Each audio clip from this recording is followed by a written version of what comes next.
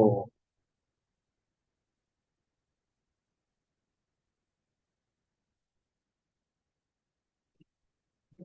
just trying to get.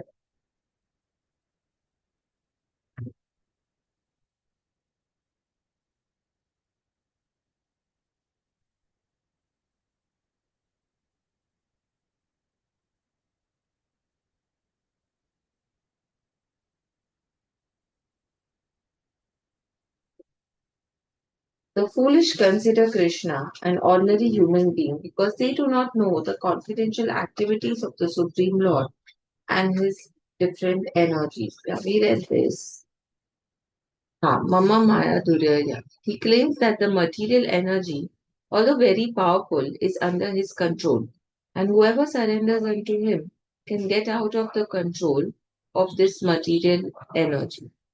If a soul surrendered to Krishna can get out of the influence of material energy, then how can the Supreme Lord, who conducts the creation, maintenance, and annihilation of the whole cosmic nature, have a material body like us?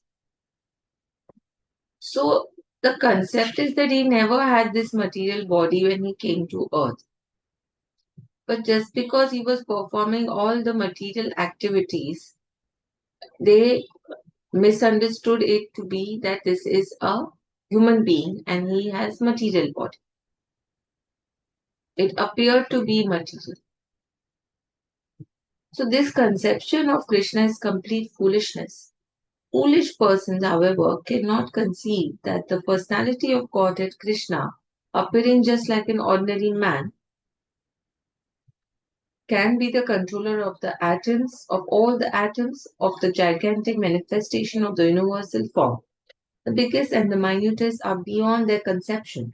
So they cannot imagine that a form like that of a human being can simultaneously control the infinite and the minute. Mhm.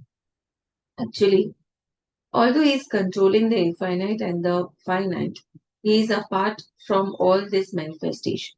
It is clearly stated concerning his yogam Aishwaryam, his inconceivable transcendental energy, that he can control the infinite and the finite simultaneously, and that he can remain aloof from them. Although the foolish cannot imagine how Krishna, who appears just like a human being, can control the infinite and the finite, those who are pure devotees accept this, for they know that Krishna is the Supreme Personality of Godhead. Therefore, they completely surrender unto Him and engage in Krishna consciousness, devotional service of the Lord. There are many controversies between the impersonalist and the personalist about the Lord's appearance as a human being. But if we consult Bhagavad Geeta and Srimad Bhagavatam, the authoritative texts for understanding the science of Krishna, then we can understand that Krishna is the Supreme Personality of God. He is not an ordinary man, although he appeared on this earth as an ordinary human. In the Srimad Bhagavatam, first canto, first chapter, when the sages headed by Shau- by uh, Shaunaka, Shaunak inquired about the activities of of Krishna, they said, Kratavan kila karmani saha ramani ne ramena keshava ati मर- मर्त्यानि भगवान बुद्ध बुद्धः कपट मनुष्य Lord Krishna, Lord Sri Krishna, the Supreme Personality of Godhead, along with Balram, played like a human being, and so masked he performed many superhuman acts from Bhagavad 1.1.20. The Lord's appearance as a man, the Lord's appearance as a man bewilders the foolish. No human being could perform the wonderful acts that Krishna performed while he was present on this earth. When Krishna appeared before his father and mother, Vasudeva and Devaki, he appeared with 4 hands, but after the prayers of the parents, he transformed himself into an ordinary child. As stated in the Bhagavatam 10.3.46, Babhuva Prakrita Shishuva. He became just like an ordinary child, an ordinary human being. Now now, here again, it is indicated that the Lord's appearance as an ordinary human being is one of the features of his transcendental body. A transcendental body can manifest itself. That's what we understand from here. In the 11th chapter of Bhagavad Gita, also it is stated that Arjun prayed to see Krishna's form of 4 hands. Tanaiva Rupena Chatur Bhujena. After revealing this form, Krishna, when petitioned by Arjun, again assumed his original human-like form, Manusham Rupam. These different features of the Supreme Lord are certainly not those of an ordinary human being. Some of those who deride Krishna and who are infected with the Mayavadi philosophy quote the following verse from the Srimad Bhagavatam 3.29.21 to prove that Krishna is just an ordinary. Aham sarveshu bhuteshu bhutatma vashtitah sada. The Supreme is present in every living entity.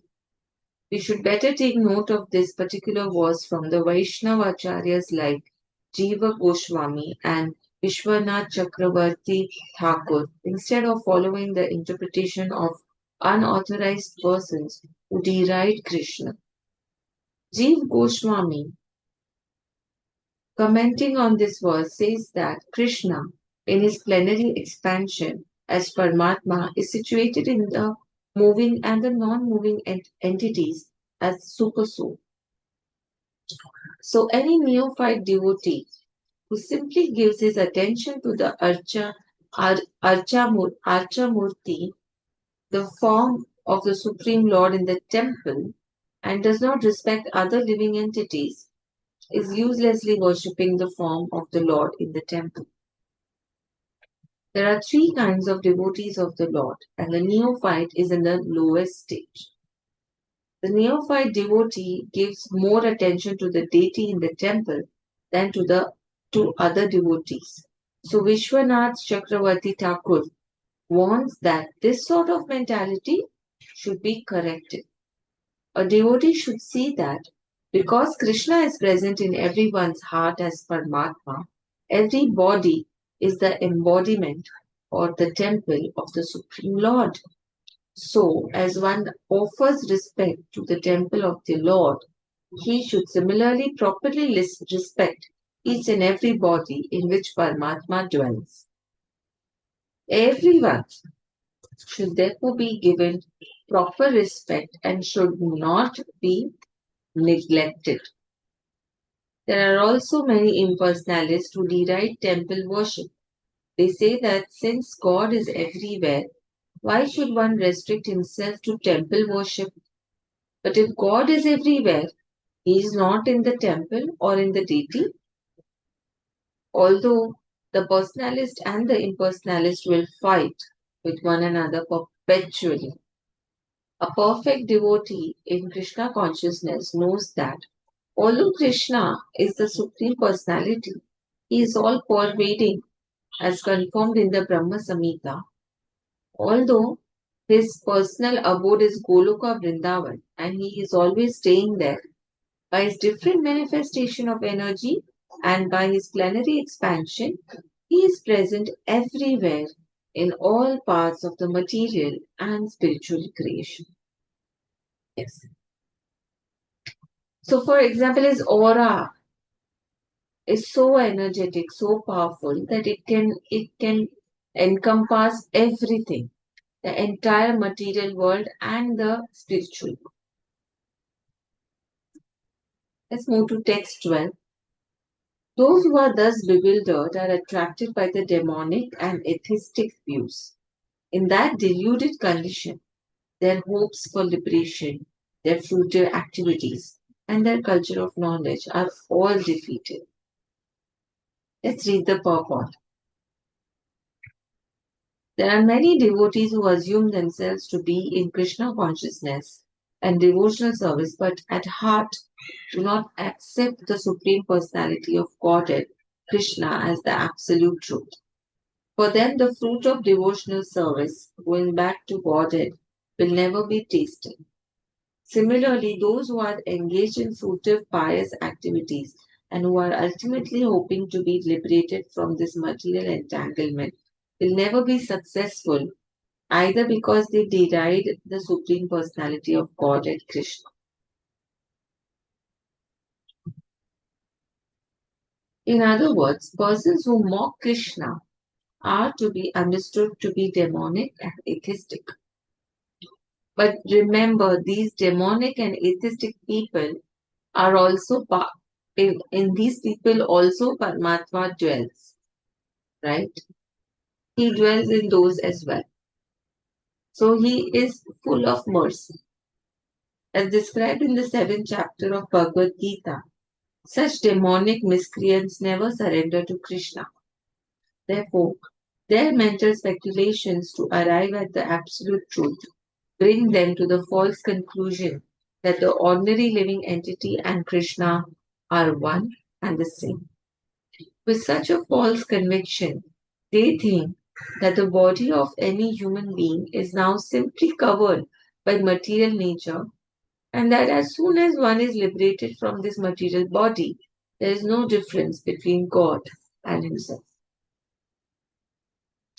This attempt to become one with Krishna will be baffled because of delusion. Such atheistic and demoniac cultivation of spiritual knowledge is always futile. That is the indication of this verse. For such persons, cultivation of the knowledge in the Vedic literature, like the Vedanta Sutra and the Upanishads, is always baffled. It is a great offense, therefore, to consider Krishna, the Supreme Personality of Godhead, to be an ordinary man. Those who do so are certainly deluded because they cannot understand the eternal form of Krishna.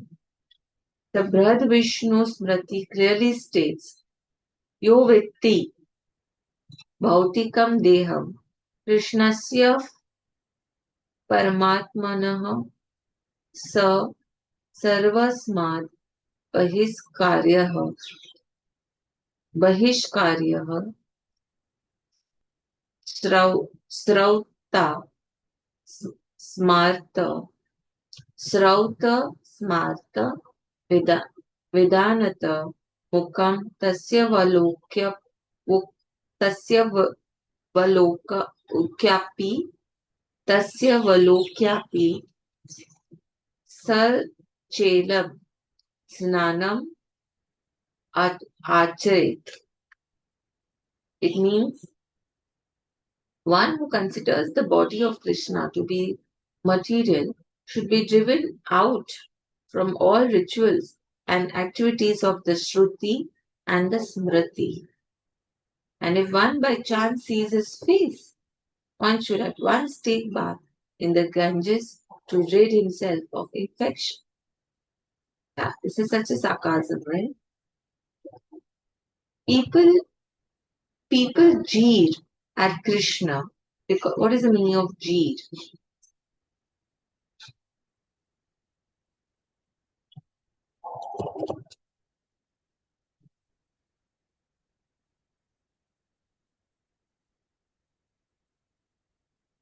Jeer means make rude and mocking remarks typically in a loud voice. Jeer, Jeer. So people jeer at Krishna because they are envious of the Supreme Personality of Godhead. Their destiny is certainly to take birth after birth in the species of atheistic and demoniac life. Perpetually their real knowledge will remain under delusion, and gradually they will regress to the darkest region of creation. Yes. Let's end here with Hare Krishna Mahamantra. Hare Krishna, Hare Krishna, Krishna Krishna, Hare Hare, Hare Ram, Hare Ram, Ram Ram, Hare Hare, Hare Krishna, Hare Krishna, Krishna Krishna, Hare Hare, Hare Ram, Hare Ram, Ram Ram, Hare Hare, Hare Krishna, Hare Krishna, Krishna Krishna, Hare Hare, Hare Ram, Hare Ram, Ram Ram, Hare Hare. So let's do some Radha jap. Radha, Shri Radha, Radha, Shri Radha, Radha, Shri Radha.